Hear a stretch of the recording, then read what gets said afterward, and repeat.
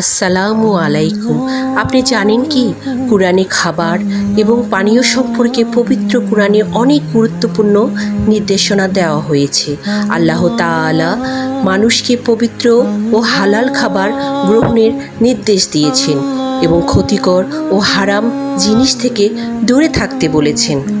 আল্লাহ বলেন, হে মানব মণ্ডলী, পৃথিবীর হালাল ও পবিত্র বস্তু সমূহ ভক্ষণ করো এবং শয়তানের পদচারণ অনুসরণ করো না, নিশ্চয়ই সে তোমাদের প্রকাশ্য শত্রু।